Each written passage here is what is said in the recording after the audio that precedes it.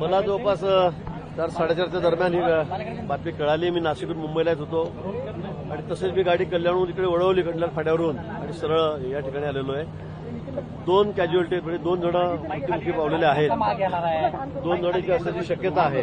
पुलाखाली दाबलं गेलेलं आहे त्या ठिकाणी आणि जवळपास 35 जण हॉस्पिटलला ऍडमिट आहेत. काही खासगीमध्ये आहेत, काही सरकारीमध्ये आहेत. असे 35 जण जवळपास 32 ते 35 जण या ठिकाणी ऍडमिट आहेत. पण ते आउट ऑफ डेंजर आहेत. फार त्याच्या जीवाला धोका नाही असं डॉक्टरांनी सांगितलेलं आहे. अतिशय दुर्दैवी अशी घटना आहे.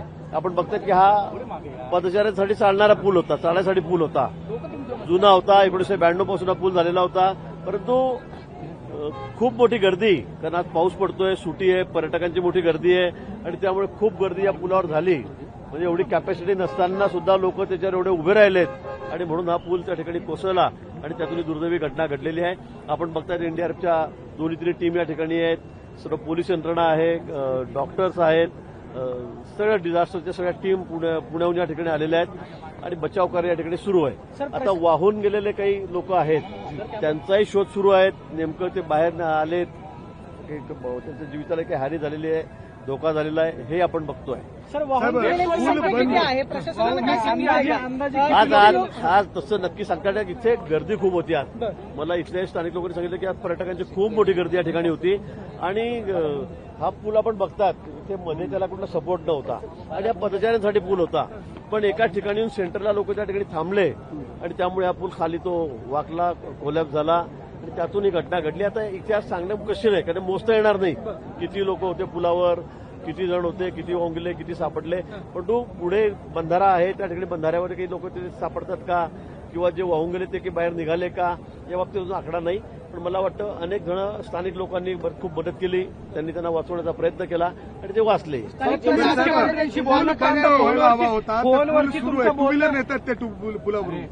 मला वाटतं ही चूक आहे.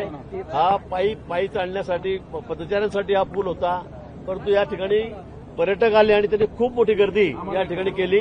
म्हणजे ज्याच्या कॅपॅसिटीच्या बाहेर ती गर्दी त्या ठिकाणी झाली आणि त्यामुळे हा पूल कोसळला. आता फोनवरती तुमचं बोलणं सुरू होतं, काय बोलले माझं 3-4 वेळा बोलणं झालं. 3:30-4 वाजता मला अशी बातमी कळाली, तेव्हापासून मी मुख्यमंत्र्यांशी बोलतोय आणि मी त्यांना सांगितलं तर मी स्पॉटवर जातोय. एनडीआरएफच्या टीम पोहोचलेल्या आहेत, त्यांना सगळी माहिती मिळालेली आहे आणि अगदी आज सुट्टीचा दिवस आहे, एवढे पर्यटक या ठिकाणी येतात. पोलीस प्रशासनाला माहिती नाही का किंवा हा पूल धोकादायक स्थितीमध्ये आहे, प्रशासनाची सुद्धा जबाबदारी होती. पोलीस प्रशासन या ठिकाणी या पुलावर मी माहिती घेतली, पाटी सुद्धा लावलेली आहे. परंतु पर्यटक या ठिकाणी आले तर त्यांनी खूप मोठी गर्दी या ठिकाणी केली. आपण वेळोवेळी सूचना देतोय, म्हणजे अगदी लोणार खंडापासून असेल, कसारा घाटात असेल किंवा कुठेही असेल, ज्या ठिकाणी वॉटरफॉल आहेत, नदीचा प्रवाह मोठा आहे, त्या ठिकाणी आपण नेहमी सांगतो, दरवर्षी आपण सांगतो. पण पर्यटक सुट्टीचा दिवस असल्यामुळे बाहेर पडतात आणि ते ऐन या जुन्या पुलावर येऊन थांबलेत. बोर्ड असताना सुद्धा त्यांनी कुठले बघितलं नाही, ऐकलं नाही कदाचित आणि म्हणून हा प्रसंग या ठिकाणी घडलेला आहे.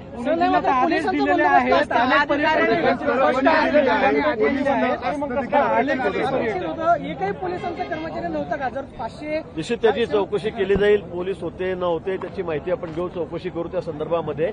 पण मला असं वाटतं आपण वेळोवेळी शासन म्हणून आम्ही सूचना करत असतो, विनंती करत असतो की बाबा, आणि आपण दरवर्षी बघतात की या दिवसामध्ये अनेक अशा कॅज्युअल्टी होत आहेत. सेल्फीच्या नादामध्ये तर आपण बघतात किती लोक त्या ठिकाणी मृत्युमुखी पडत आहेत, जीवावर खेळलं जात आहे.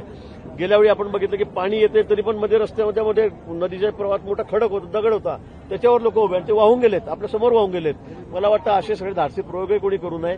सेल्फीच्या नादामध्ये सुद्धा पडून आपण फार असा अतिउत्साहीपणा दाखवू नये, ही माझी सगळ्या पर्यटकांना विनंती आहे. झालेली घटना ही अतिशय दुर्दैवी आहे. आता ते पोलीस का नव्हते, प्रशासनाने काय केलं, कोणाला माहित होतं, याची चौकशी निश्चित होईल. पण स्ट्रक्चरल ऑडिट व्हायला हवं होतं या पुलाचं. जर हे पूल धोकादायक आहे प्रशासनाला माहिती असताना देखील नाही, या ठिकाणी हा पदचाऱ्यांसाठी पूल होता, ही वस्तुस्थिती आहे. या पुलावरून एवढी गर्दी होताच कामा नये. इथे बोर्ड सुद्धा लावला, हा धोकादायक पूल आहे, इथे कोणी थांबू नये, ही पण त्या ठिकाणी हे पण बोर्ड लावलेला होता. आणि मला आता अधिकारी सांगितलं की बाबा याचं टेंडरही झालेलं आहे, हा पूल सुरू होणं आवश्यक होतं, पण आता पावसाळ्यामुळे थांबला. याला किती 7-8 कोटी रुपये या पुलासाठी ठेवले गेलेले आहेत. त्याचं टेंडर सुद्धा झालेलं आहे असंही मला अधिकाऱ्यांनी काही त्या ठिकाणी सांगितलेलं आहे. पण दुर्दैवाने या आधीच ही घटना घडली आणि त्यात काही लोकांचा मृत्यू सर झाला आहे. आपल्याकडे म्हणजे कोणतीही प्रशासन कोणतीही काय दुर्घटना धडा घेणार आणि घडल्यानंतर पुढे अशी उपाययोजना घटना केल्या होऊ नये यासाठी जातात. काय मात्र तरी प्रयत्न ही निश्चित आमचा यासाठी प्रयत्नच आहे. अशी घटना घडू नये म्हणून आपण वेळोवेळी त्या ठिकाणी सगळा पोलीस बंदोबस्त ठेवला आहे, व्हॉलंटियर्स ठेवलेले आहेत, सगळ्यांना आपण सूचना करतोय, विनंती करतो आहे. निश्चित शासन या बाबतीमध्ये अतिशय सतर्क आहे. आपण गेल्या वेळी बघितलं असेल, आम्ही दर 2-3 दिवसांनी आम्ही सूचना देत होतो की बाबा पर्यटनाला जाऊ नका, अतिवृष्टी होते, खूप मोठा पाऊस आहे. पण पर्यटकही खरं म्हणजे आपापल्या जीवाची जबाबदारी आपणही थोडी घेतली पाहिजे, आपणही काळजी घेतली पाहिजे, आपल्या कुटुंबियांची मुलांची काळजी आपण घेतली पाहिजे. सर मात्र प्रश्न एकच उपस्थित होतो, राज्यामध्ये असेल किंवा देशामध्ये दुर्घटना घडल्यानंतर उपाययोजना केल्या जातात. जर पूल धोकादायक स्थितीमध्ये आहे त्याचं पावसाळ्यामध्ये बंद ठेवणं किंवा रस्ता पूर्णपणे बंद करणं गरजेचं होतं. सर्वसामान्यांचं मरण एवढं स्वस्त झालंय का?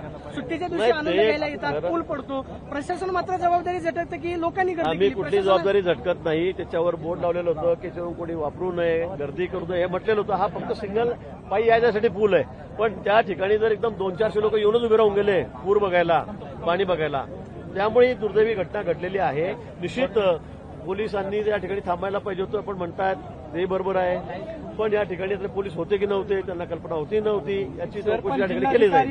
त्यांनी आदेश दिलेले होते, 4 दिवसापासून आदेश आहेत पुणे जिल्हाधिकाऱ्यांनी आदेश दिले, पण प्रशासन पाळत नाही. कमीपणा झालाय काय सगळं? नाही, पोलीस तर बघतील, पोलिसांची चुकी असेल तर आपण ती निश्चित बघू, त्यांच्यावर काय कारवाई असेल ते होईल. पण मला वाटतं आपली पर्यटकांची आपली सुद्धा ही जबाबदारी आहे. आपली सुद्धा जबाबदारी नाही का? आपल्या घरच्या लोकांना, लहान मुलांना घेऊन आपण या ठिकाणी येतो, परिवाराला घेऊन येतो, आणि म्हणून मला असं वाटतं की पर्यटकांनी सुद्धा यापुढे काळजी घेतली पाहिजे. अशा पाण्याच्या ठिकाणी थोडं दूर राहिलं पाहिजे. वॉटरफॉल आपण बघतो. असं म्हणायचं साहेब, माझं सध्या असं म्हणणं सगळ्यात नाही, मोठं आव्हान पण म्हणजे वेळोवेळी तुम्ही उत्तर म्हणताय मिळत आहे. जिल्हाधिकाऱ्यांनी सूचना त्याच्यासाठी दिल्या, काय आदेश केले तुम्ही? जिल्हाधिकाऱ्यांनी सूचना दिल्या आहेत, तरी पण पर्यटक येतात की नाही. म्हणून मला असं वाटतं की त्यांनी सुद्धा काळजी घेतली पाहिजे. आम्ही दरवेळेला कळवतो, आम्ही सुद्धा दरवर्षी आम्ही त्या ठिकाणी कळवतो.